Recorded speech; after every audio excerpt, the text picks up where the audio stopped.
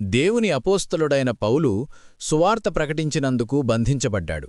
అతడు నిర్దోషి అయినప్పటికీ కైసరుకు విజ్ఞప్తి చేసిన తరువాత ఒక ఖైదీగా రోముకు పంపబడ్డాడు.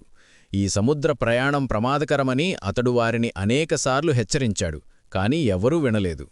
వారు ఎలాగోలా ప్రయాణం ప్రారంభించారు.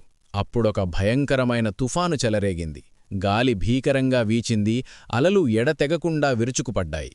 ఓడ సముద్రంలో దిక్కుతోచని స్థితిలో కొట్టుకుపోయింది. వారు సరుకులను సముద్రంలోకి విసిరేశారు. అంతటా చీకటి కమ్ముకుంది. సూర్యుడు లేడు, నక్షత్రాలు లేవు. 14 సుదీర్ఘ దినాలు గడిచిపోయాయి. తుఫాను చాలా భయంకరంగా ఉన్నందున ప్రతి ఒక్కరూ సముద్ర ప్రయాణపు అస్వస్థతతో, తీవ్రమైన ఒత్తిడితో మరియు అలసటతో ఉన్నారు. కాబట్టి ఎవ్వరూ ఏమీ తినలేకపోయారు. ఆశలన్నీ అడుగంటాయి. వారు కేవలం చనిపోవడానికి వేచి ఉన్నారు. కాని అర్ధరాత్రి సమయంలో దేవుని దూత పౌలుకు ప్రత్యక్షమై ఇలా అన్నాడు: పౌలు, భయపడకు. నువ్వు కైసరు ముందు నిలబడాలి, మరియు నీతోపాటు ప్రయాణిస్తున్న వారందరినీ దేవుడు నీకు అనుగ్రహించాడు. మరుసటి ఉదయం పౌలు వారి మధ్య నిలబడ్డాడు. అయ్యా, ధైర్యంగా ఉండండి. నేను ఎవరివాడనో, నేను ఎవరిని సేవిస్తున్నానో ఆ దేవుని దూత ఈ రాత్రి నా దగ్గర నిలబడ్డాడు. కాబట్టి ధైర్యంగా ఉండండి. దేవుడు నాకు చెప్పినట్లుగానే జరుగుతుందని నేను నమ్ముతున్నాను. ఒక్క ప్రాణం కూడా పోదు.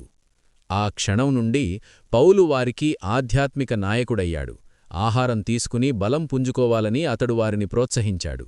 అందరి ముందు అతడు రొట్టె పట్టుకుని దేవునికి కృతజ్ఞతలు చెల్లించి తిన్నాడు. ఇది చూసి వారు ధైర్యం తెచ్చుకుని మళ్లీ ఆశపడతం ప్రారంభించారు. చివరికి ఓడ ఒక బండను ఢీకొట్టి పూర్తిగా ధ్వంసమైంది. కాని అందరూ చెక్కపలకలను పట్టుకుని సురక్షితంగా ఒడ్డుకు చేరుకున్నారు. దేవుడు వాగ్దానం చేసినట్లుగానే ఒక్కరు కూడా చనిపోలేదు. మొత్తం 276 మంది ప్రాణాలతో బయటపడ్డారు. ఓడను రక్షిస్తానని దేవుడు వాగ్దానం చేయలేదు, కాని ఆయన మాటను నిలబెట్టుకున్నాడు. అంతా కుప్పకూలిపోయినప్పుడు కూడా ఆయన వాగ్దానం నిలకడగానే ఉంటుంది. ఒక వ్యక్తి యొక్క విశ్వాసం అనేక మందికి జీవాన్ని తీసుకురాగలదు. అత్యంత చీకటి సమయాల్లో కూడా దేవుడు అన్నీ తన నియంత్రణలోనే ఉంచుతాడని మీరు విశ్వసిస్తే ఆమేన్ అని టైప్ చేయండి.